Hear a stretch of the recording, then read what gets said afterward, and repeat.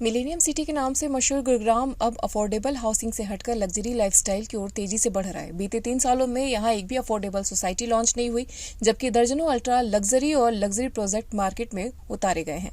Real estate के बड़े खिलाड़ी अब पूरी तरह लग्जरी हाउसिंग सेगमेंट्स पर फोकस कर रहे हैं। खास बात यह है कि जैसे ही कोई नया प्रोजेक्ट लॉन्च होता है, कुछ ही घंटों में सारे फ्लैट बिक जाते हैं। हाल ही में ट्रम्प टावर द डहेलियाज के बाद डीएलएफ का नया प्रोजेक्ट प्रिवाना नॉर्थ लॉन्च होते ही रिकॉर्ड बन गया। इसके सारे फ्लैट महज कुछ घंटों में 11,000 करोड़ रुपए में बिक गए।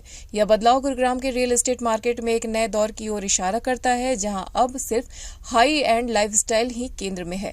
इस सोसाइटी में सबसे कम कीमत 9.5 करोड़ रुपए है। करीब 18 एकड़ में फैले इस प्रोजेक्ट में 1152 लग्जरी अपार्टमेंट हैं और इसको तैयार होने में 4 से 5 साल का समय लग सकता है, जिसकी लागत लगभग 5,500 करोड़ रुपए बताई गई है। यह प्रोजेक्ट 116 एकड़ की टाउनशिप डीएलएफ प्रिवाना का हिस्सा है। इस टाउनशिप में पिछले साल 2 प्रिवाना वेस्ट और प्रिवाना साउथ के फ्लैट 12,800 करोड़ रुपए में बेचे गए थे। डीएलएफ होम डेवलपर्स के संयुक्त प्रबंध निदेशक ने कहा कि गुरुग्राम में लग्जरी प्रोजेक्ट की डिमांड बढ़ी है। मैंने भारत और दुनिया भर के खरीदारों से गुरुग्राम के प्रोजेक्ट में रुचि देखी।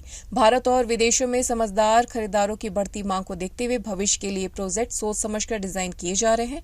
प्रिवाना नॉर्थ भारत में हाई सोसाइटी लग्जरी लाइफस्टाइल को ध्यान में रखकर लॉन्च किया गया, जो वैश्विक डिजाइन के साथ प्रति एकड़ केवल 65 रेजिडेंस और एक बड़ी खुली जगह रखी गई है।